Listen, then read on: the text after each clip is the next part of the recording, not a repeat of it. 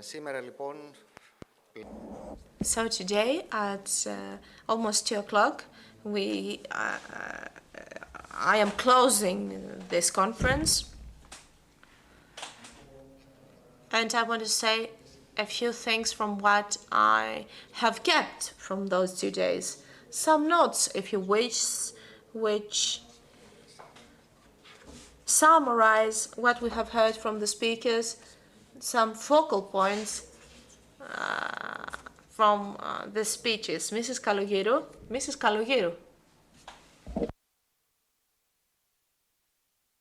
We all know that Greece knowledge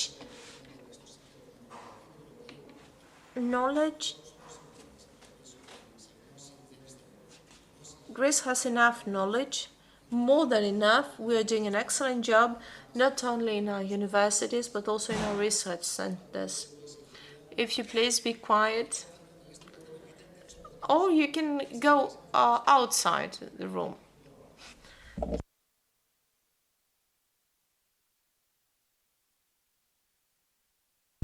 So we produce a lot of knowledge, and right now this knowledge is so strong that it would allow us to bring Greek farming to the level that it should be. Greece also is an innovative country. We have seen a lot of models that have been presented during this conference by companies that operate on traceability, on digitalization, digital farming. This is also a sector that we're doing well. However, we should focus on the transfer of knowledge.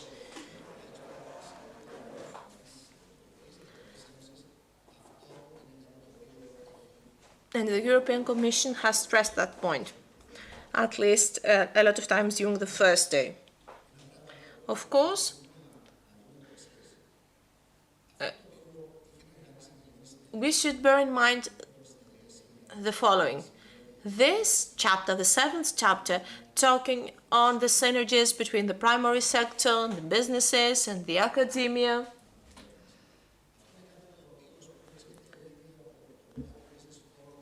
This is something that we have been discussing since 2008, when we organized the first AgriBusiness Forum in Ceres. So the conclusions of this conference included that synergies are the backbone of, will be the backbone of the Greek economy. And we also stressed in 2008 that farmers should be entrepreneurs and not farmers who rely on subsidies. Since, as we have heard by the Secretary General, Dr. Baginetas, those subsidies will be reduced, and at the next programming period, starting from 2028, this may not even exist. Something else that was mentioned also by Mr. Kasimis during his speech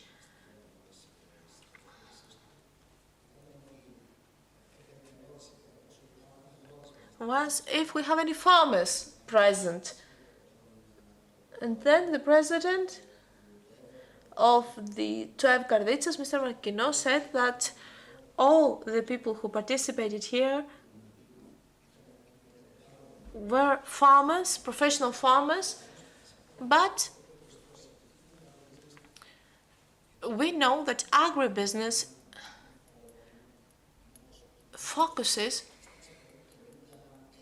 on the 55% of people who come here are businesses, and 20-25% of farmers are the participants. And this is something that we care. Why this is so?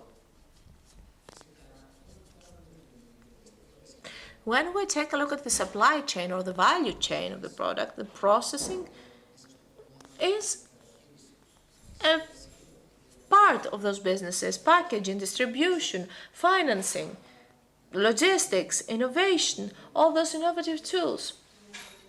And if you wish, and also big data, all those are businesses of the agribusiness sector, and this is the 55% that of the participants who follow agribusiness around the years. The primary sector, the farmers,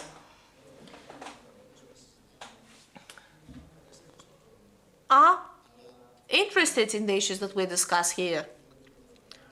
But the interconnection of knowledge and what we have been saying that farmers should form cooperatives or groups and how we can disseminate knowledge top down, this is something that even if we try a lot,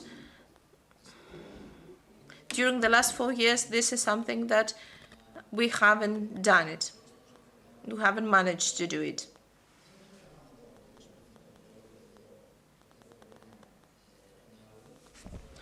The comments of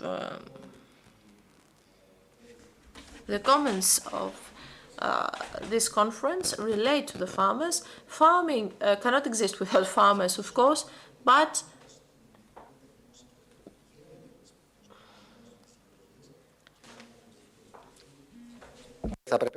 we know that when we talk about digital era, farmers should be present. When we talk always about farmers, we're also businessmen.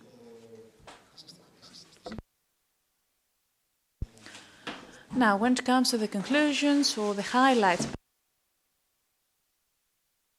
we see that in 2050, according to today's trends, we estimate that we'll have 1 billion tons of cereals equivalent deficit. So we realize that the plain of Thessaly has cereals to a large extent, and this is something that needs to be carefully considered. And when it comes to the restructuring of crops, and we know that this is an excellent proposal either for the greenhouses or any other type of farming, although we can have 3% of greenhouses yielding 18% of the income, we listened to the Minister for Energy yesterday announcing that they are going to announce a project they've been working on in order for the Ministry of Energy to discuss the photovoltaic systems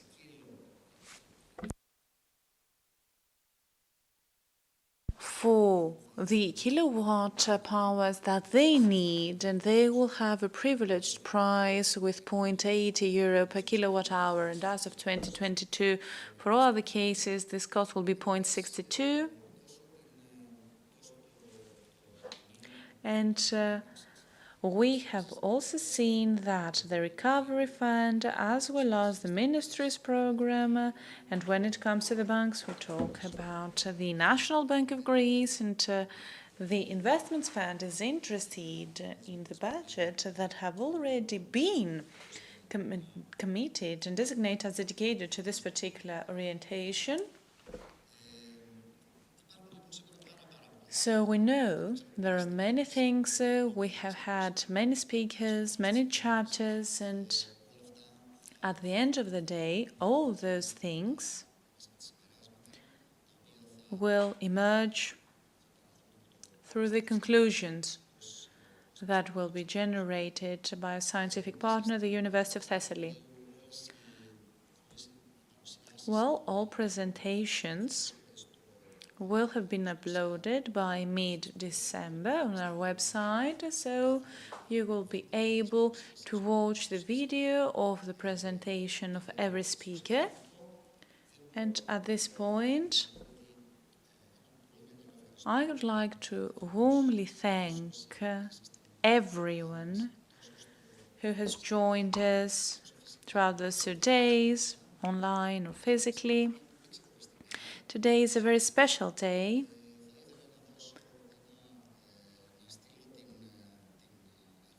I would also like to send my love to the people who have been standing by our side, Christina Mangou, Elena Kostopoulou and Thodoris Vaniotis.